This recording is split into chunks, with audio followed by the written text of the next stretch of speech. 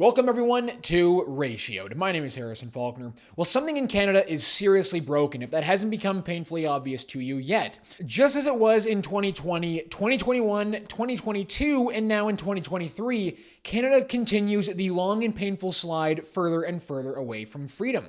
On Tuesday, Jordan Peterson announced on Twitter that the Ontario College of Psychologists, a group of people who think quite highly of themselves and definitely think they're smarter than you, are forcing Peterson to undergo, quote, mandatory social media communications retraining.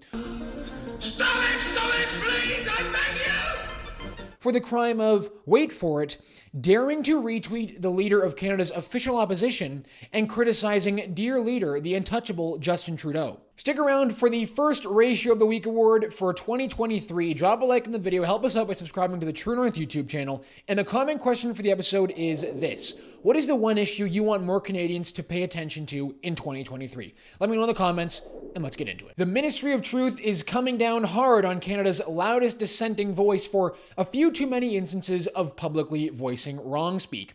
Take a look at what Jordan Peterson wrote on Tuesday and ask yourself, does this sound like Canada or more like Stalin's Soviet Union and Mao's China? The Ontario College of Psychologists has demanded that I submit myself to mandatory social media communication retraining with their experts for, among other crimes, retweeting Pierre Poilievre and criticizing Justin Trudeau and his political allies. I have been accused of harming people, although none of the complainants involved in the current action were clients of mine, past or present, or were even acquainted with any of my clients. About a dozen people from all over the world submitted complaints about my public statements on Twitter and on Joe Rogan's podcast over a 4-year period, claiming that I had, quote, harmed people, not them, with my views. We are now in a situation in Canada under Justin Trudeau where practicing professionals can have their livelihoods and public reputations threatened in a very serious manner for agreeing with the official opposition and criticizing major government figures.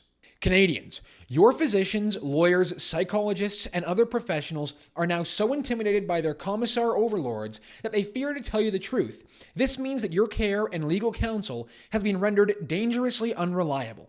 I mean, this is completely and utterly insane. There's no other way to describe it. For retweeting Pierre Poilievre, the leader of Canada's opposition, and criticizing Justin Trudeau, Jordan Peterson now faces the prospect of having his license to practice psychology in Ontario stripped. But that's actually not really the point here. Jordan Peterson doesn't practice psychology anymore. Having his license stripped from him won't actually impact him financially, and it won't impact his family, thankfully. The point in all of this is for professional colleges stacked with government-appointed board members to send a very loud and very clear message, not to Jordan Peterson, but to you and to me. This is an all-out attack on freedom of speech in this country, and let me explain why. These professional colleges, like the College of Psychology and the College of Physicians and Surgeons, all of which have disciplinary boards stacked with government-appointed board members, have been intimidating their members into complete silence and obedience for some time now. Perhaps most notably, the Ontario College of Physicians and Surgeons took 4 of their own doctors to court for giving out exemptions to the shot, and one of their doctors was censured by the college for daring to question the narrative on Twitter.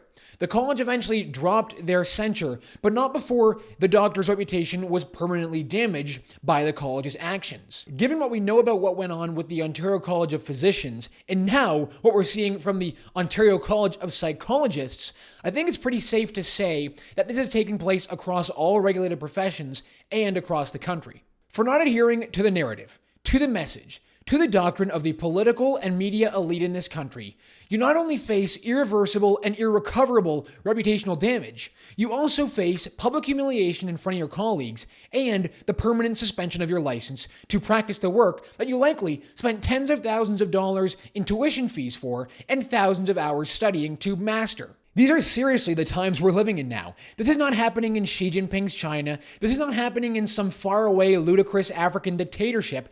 This is happening in Canada. Now, all of this is just the latest attempt in a long and storied saga of the political and media elite in this country trying to discredit Peterson in any way they can. The legacy media in Canada have written hundreds of hit pieces against Peterson, trying to label him as a racist, a misogynist, a transphobe, or a climate denier. Now his own professional college is coming after him for being too outspoken on Twitter. This seems like an awful lot for a guy whose main message to Canadians is do better, don't lie, clean up your rooms, and stand up straight with your shoulders back. On Wednesday, Peterson took to Twitter again to publish the Orwellian list of demands that the Ontario College of Psychologists sent him. Look at some of these. It's insane. It's a classic Maoist-style struggle session straight out of Communist China's Cultural Revolution. Take a look at this. It starts off with an acknowledgement that I have lacked professionalism in public statements made on social media and during a January 25th, 2022 podcast appearance. I undertake to work with either Dr. Erica Abner or Gail Siskind to review, reflect on, and ameliorate my professionalism in public statements. Oh my God. Unbelievable. The coach will provide the registrar with reports at the midpoint and end with respect to this undertaking, and will provide me with a copy of the reports at the same time as they are provided to the registrar. It continues. If the coach provides any unfavorable information about my practice, the registrar may proceed to investigate new concerns arising in accordance with the Health Professions Procedural Code. I am fully responsible for any and all costs associated with satisfaction of the terms of this acknowledgement. So not only is Peterson forced to undergo a Maoist, communist-style struggle session, he has to pay for it too. Now, Peterson is, of course, challenging all of this. He's not complying with the, quote, undertaking, and he's also taking the Ontario College of Psychologists to court over all of this. Peterson also penned an op-ed in the National Post, which kind of covers all of this stuff. He wrote this: for criticizing our Prime Minister and his cronies and peers, for retweeting Pierre Poilievre, the leader of the official opposition in Canada, and for holding and for daring to express reprehensible political views, I have now been convicted by the College of Psychologists of, quote, harming people in some manner serious enough to justify my forced re-education. In that same op-ed, Peterson lays out some considerations for Canadians to think about when dealing with this, because let's be honest, this is just yet another example of the all-out war on freedom of speech in this country. Whether it's the attacks on online freedom of speech and censorship, whether it's having your bank account frozen for protesting the government, or whether it's about having your license to practice the job you love stripped away because you dared to speak out against dear leader on social media. Peterson writes this: why should Canadians who read this care? Perhaps those reading in this country might ask themselves the following questions, and in all seriousness, painful as it might be to do so, requiring as it does the almost unbelievable admission that something has gone dreadfully wrong in our lovely country. What makes you think that something similar won't happen to you or to someone you love? What makes you think you are going to continue to be able to communicate honestly with your physicians, lawyers, or psychologists? What are your children going to be taught when all their teachers are so afraid of the woke mob that they swallow all the ideological lies that are now required of pedagogues, regardless if they believe what they are saying? Where are we going to be if we allow criticism of public figures charged with the privilege of our governance to be grounds for the demolition of not only the critic's reputation, but their very livelihood? How far are we willing to go down this road without forthright resistance? Like I said before, this is not about Jordan Peterson losing his license or keeping his license. Either way, he'll be just fine. What this is really about is a psychologist in Thunder Bay who's just getting by, who hates the Prime Minister, but knows he can't speak out about it publicly because he can't afford to lose his livelihood.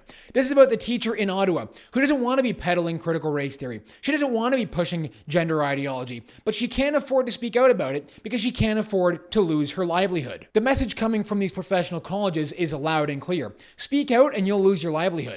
Fall in line, accept the dominant narrative, and keep your mouth shut, you'll be just fine. Is that really the Canada we want to live in? Here we go, ratio of the week time. The first winner of 2023 is going to the Ontario College of Psychologists. They just totally deserved it this week. I think they're getting the whole treatment, the whole package.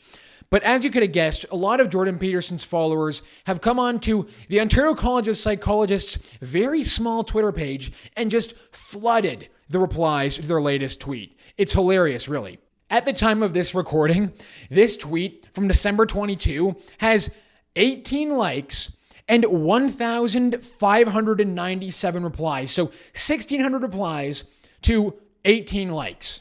A serious ratio to kick us off for the year. Let's take a look at some of these hilarious comments. Congratulations on your highest amount of social media engagement ever today.